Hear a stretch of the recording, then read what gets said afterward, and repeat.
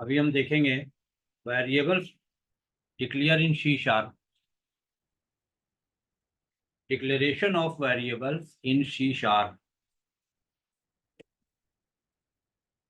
Declaration of variables in C sharp. Okay, तो यहाँ पर हम किसी क्लास के अंदर दो तरह से वेरिएबल को डिक्लेयर करते हैं। एक हमारा कहलाता है लोकल वेरिएबल और दूसरा कहलाता है ग्लोबल वेरिएबल।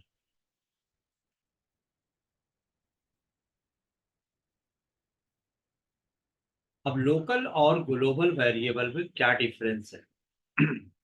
हम लोकल वेरिएबल कहाँ डिक्लेयर करते हैं और ग्लोबल वेरिएबल कहाँ डिक्लेयर करते हैं? तो सुनिए, लोकल वेरिएबल हम फंक्शन के अंदर डिक्लेयर करते हैं। जिस वेरिएबल को आप किसी फंक्शन में डिक्लेयर करोगे वो लोकल कहलाएगा, और जिस वेरिएबल को आप किसी क्लास में डिक्लेयर करोगे वो ग्लोबल कहलाएगा। अब इन दोनों का स्कोप क्या होता है? लोकल वेरिएबल का स्कोप विद इन फंक्शन होता है। जिस फंक्शन में उसे डिक्लेयर किया गया उस फंक्शन के अलावा दूसरा या तीसरा फंक्शन उस वेरिएबल को यूज नहीं कर सकता जिसके अंदर उसको डिक्लेयर किया गया है। और अगर हम ग्लोबल वेरिएबल बनाते हैं तो क्लास के उस वेरिएबल को क्लास के वो सारे फंक्शन यूज करेंगे जिसे हम क्लास के अंदर डिक्लेयर किया।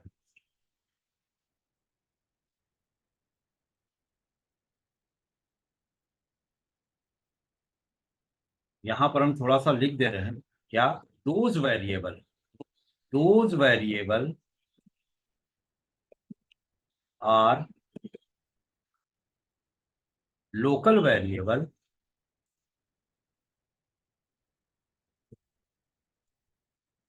those variable are local variable which is declared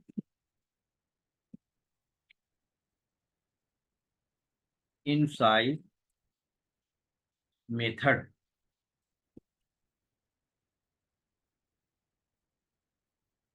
inside method ऐसे वेरिएबल जो किसी मेथड के अंदर डिक्लेयर उन्हें हम लोकल वेरिएबल कहते हैं। और ऐसे वेरिएबल इसका डिक्लेरेशन क्लास में किया जाए those variable are global variable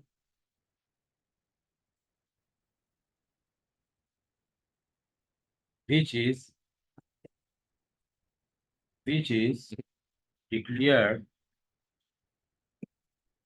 inside class.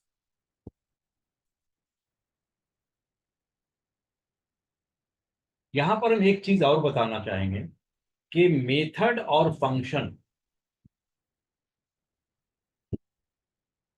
Mostly हम यही जानते हैं कि मेथड और फंक्शन एक ही चीज है, और नो डाउट एक ही चीज है। तो फिर ये दो अलग अलग नाम से क्यों जाना जाता है? कहीं मेथड कहते हैं, कहीं फंक्शन कहते हैं। तो थोड़ा सा डिफरेंस है मेथड और फंक्शन के बीच। क्या डिफरेंस है? मेथड उसे कहते हैं जो किसी क्लास से एसोसिएट हो, किसी क्लास से जुड़ा हो। और फंक्शन उसे कहते हैं जो किसी भी क्लास का मेंबर नहीं होता। फंक्शन उसे कहते हैं जो किसी क्लास से नहीं जुड़ा। जैसे सी प्रोग्रामिंग लैंग्वेज में हम लोगों ने हमेशा फंक्शन बोला, वहां कभी मेथड नहीं बोला। आप लोगों ने सी पढ़ा होगा तो सी में फंक्शन के बारे में पढ़ा। जो भी चैप्टर था वो फंक्शन के नाम से होता था। जो भी टॉपिक थी वो फंक्शन के नाम से बोला जाता था। फंक्शन बना रहे हैं, फंक्शन कॉल कर रहे हैं, पैरामीटराइज फंक्शन, है ना।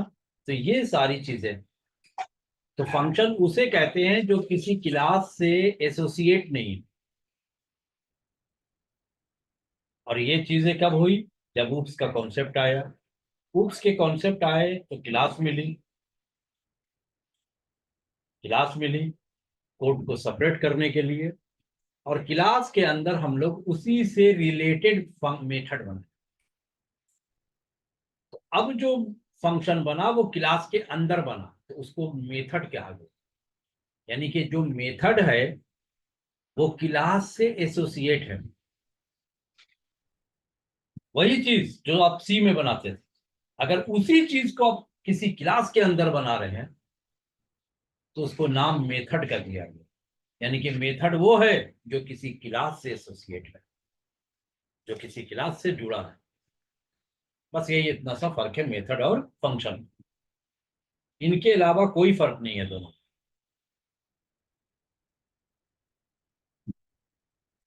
तो ऐसे वेरिएबल जो मेथड के अंदर, यानी कि क्लास में जो मेथड बना है, ऐसा वेरिएबल जो मेथड के अंदर डिक्लेयर हो, यानी कि क्लास के अंदर जो मेथड बना है उसमें डिक्लेयर हो, तो उस वेरिएबल को सिर्फ वही मेथड यूज कर सकता है। उस क्लास का दूसरा मेथड उसको यूज नहीं करेगा, तीसरा मेथड यूज नहीं करेगा। और ग्लोबल वेरिएबल, जब उस वेरिएबल को हम क्लास के अंदर डिक्लेयर करेंगे, तो क्लास के अंदर डिक्लेयर हुआ वेरिएबल उस क्लास के हर मेथड यूज करेंगे। अब उस क्लास में जितने भी मेथड है उस वेरिएबल को सब यूज करेंगे। This known as global variable. जैसे सपोज करो, मैं एक एग्जांपल दे रहा हूं लोकल और ग्लोबल वेरिएबल। जैसे एक आदमी के 3 लड़के हैं और उस आदमी के पास 15 बीघा जमीन है, यानी कि एज ए प्रॉपर्टी जायदाद है उसकी भाई। एक बाप की जायदाद है 15 बीघा जमीन। उसके बेटे कितने? 3। तो उस आदमी के प्रॉपर्टी पर तीनों बेटों का राइट है, वो भी बराबर बराबर। ऐसा तो हो नहीं सकता एक को 8 दे दो और दो को 3.5 3.5 दे दो, हो गया ना 15 ना। भाई कानूनन तो 5 5 5 5 5 बीघे के तीनों हकदार हैं। यानी कि उस जमीन पर तीनों लड़कों का राइट बनता है, तीनों लड़कों का हक है, तीनों लड़के लेंगे। क्यों? क्योंकि वो फादर की है, वो फादर की जमीन, और उसके 3 लड़के हैं तो तीनों का राइट है उसके ऊपर, सब यूज करेंगे। अब सुनिएगा गौर से, एक लड़के के पास 3 बीघा अलग से है, मतलब उसका खुद का खरीदा होगा कहीं से। बड़े लड़के के पास 3 बीघा अलग से। चलो टोटल जमीन कर दो अब, 15 फादर की और 3 बड़े लड़के की, कितना हो गई? 18। तो क्या हिस्सा 6 6 6 लगेगा? क्योंकि अब तो टोटल 18 हो गई। 15 बीघा उस आदमी की जिसके 3 बेटे हैं, और एक लड़के की, 3 बीघा लड़के की अलग से है, तो टोटल कितनी हुई? 18। तो क्या हिस्सा 6 6 6 पे लगेगा? नेवर, बिल्कुल भी नहीं। हिस्सा तो लगेगा सर 5 5 5 पर, बल्कि एक के हाथ लगेगा 8 बीघा। 5 जो फादर से मिला और 3 जो उसकी खुद की है, तो उसके पास टोटल 8 हो गई।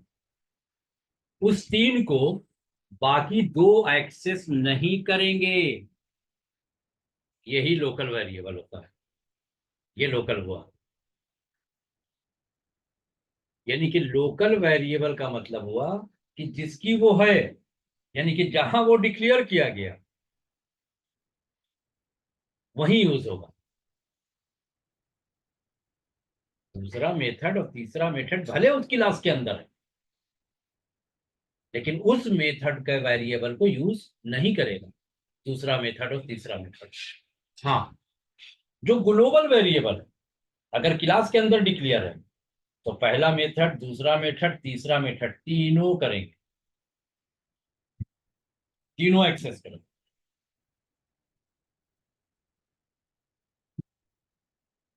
वो तीनों एक्सेस करेंगे।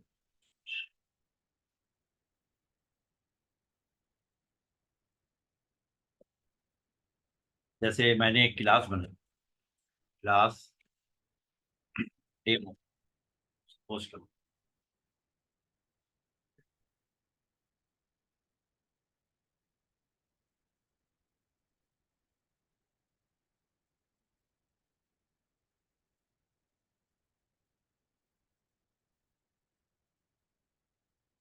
क्लास डेमो,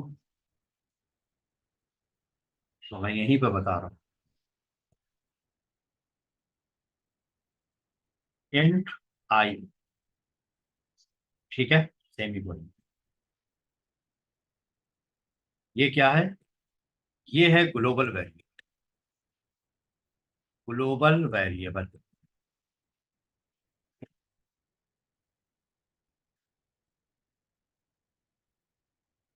ठीक है, और इसके अंदर हमने एक फंक्शन बनाया, पब्लिक एंड गेट वैल्यू।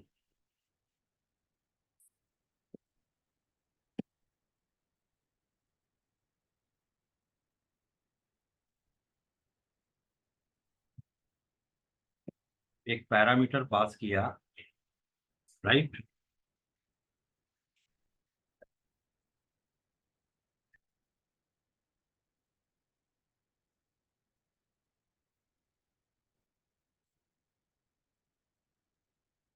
अब इंट इंट एक्स, इसको कहते हैं लोकल वेरिएबल, लोकल वेरिएबल। ये वेरिएबल सिर्फ इसी मेथड के अंदर यूज, यानी कि x इज इक्वल टू ए। जब भी हम ये मेथड कॉल करेंगे ये एक आर्गुमेंट लेगा, हम वो आर्गुमेंट पास करेंगे, वो ए में स्टोर होगी। ए किसको प्रोवाइड करेगा? एक्स को, और एक्स हम यहाँ पर रिटर्न कर देंगे, return x.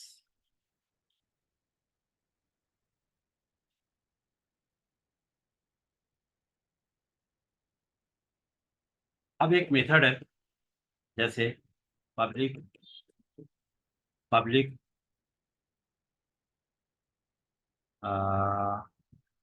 Int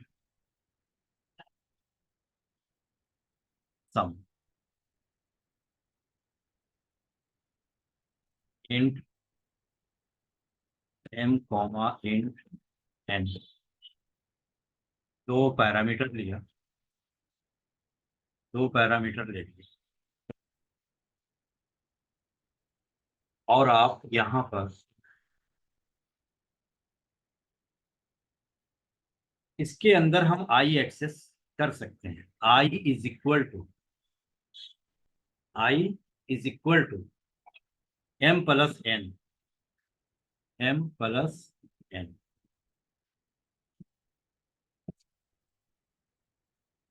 return I, return जी।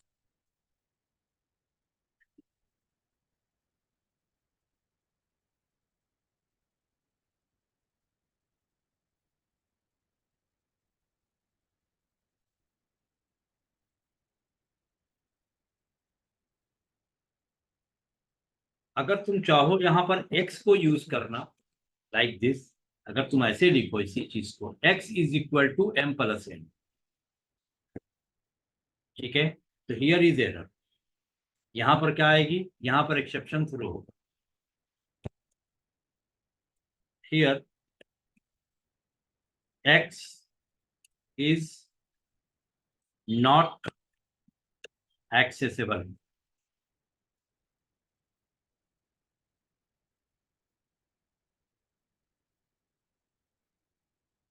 ठीक है, x is not accessible because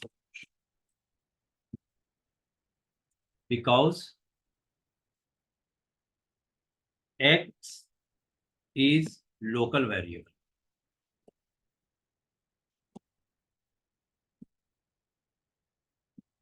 x is local variable।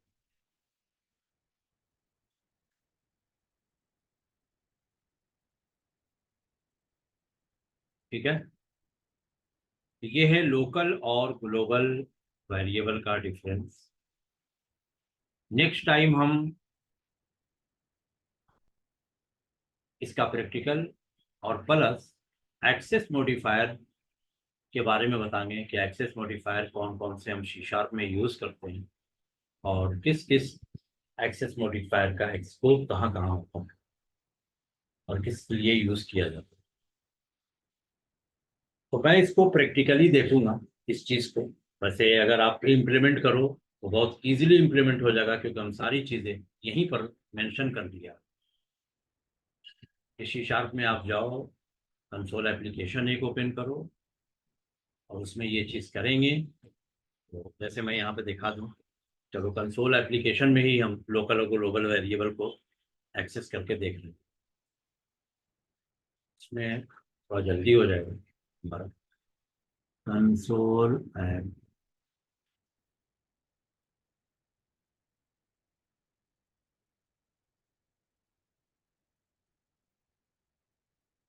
ठीक है। तो जैसे मैंने यहाँ पर एक क्लास बनाई, class demo same int x, या अभी हम सिर्फ लोकल वेरिएबल की बात कर रहे हैं। Public int sum, int A comma int B, और इसके अंदर हमने वेरिएबल डिक्लेयर किया इंट सी, और यहाँ लिखा C is equal to A plus B, right, A plus B, okay. और रिटर्न रिटर्न सी, ठीक है। अब सेम एक फंक्शन हम और बना रहे हैं इसी क्लास के अंदर, एक मेथड और बना रहे हैं। इसी क्लास में एक मेथड बनाएंगे जिसका नाम हम कुछ भी रख दे रहे हैं, MULT, मल्टीप्लाई, राइट। और यहाँ पर इसको मैं हटा रहा हूँ और यहाँ पर A इंटू बी करते हैं। ये देखिए, ये एरर आ रही है सी, यहाँ पर सी में एरर आ रही है। क्यों? क्योंकि ये जो सी है ना, ये लोकल वेरिएबल है, लिख के आ रहा है वहां, देखो आप, इसका स्कोप जो है वो लोकल वेरिएबल है, यानी कि विद इन फंक्शन, उसी फंक्शन के लिए यूज होगा। उस फंक्शन में जहां जहां यूज करना है आप करो, कोई नहीं रोक रहा, लेकिन ये दूसरा यूज नहीं कर सकते। हाँ, अगर मैं इसे ग्लोबल बना दूं, एंड सी, एंड सी, तो अब ये देखिए दोनों जगह यूज। अब आप यहां से भी हटा दो, इसी को कहते हैं global variable.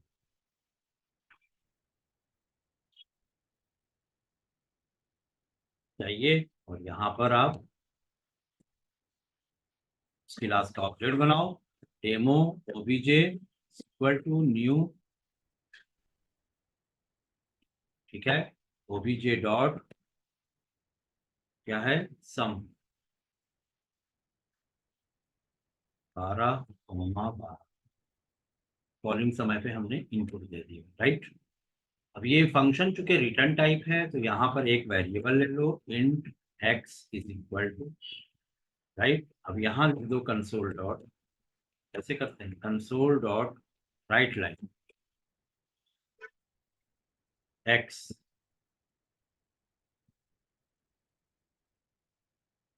Console dot, screen को होल्ड करने के लिए कंसोल डॉट रीड लाइन।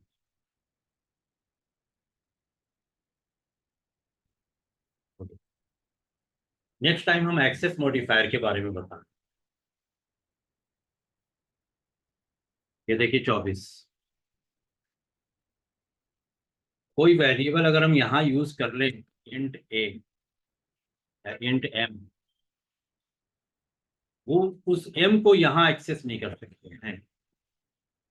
यहाँ पर एम एक्सेस नहीं होगा, देखो नहीं होगा, क्योंकि ये लोकल है और ये इस क्लास की फील्ड है। इसलिए इस क्लास के हर मेथड में सी यूज हो सकता है, एम नहीं। एम को यूज करना है तो सिर्फ सम के अंदर।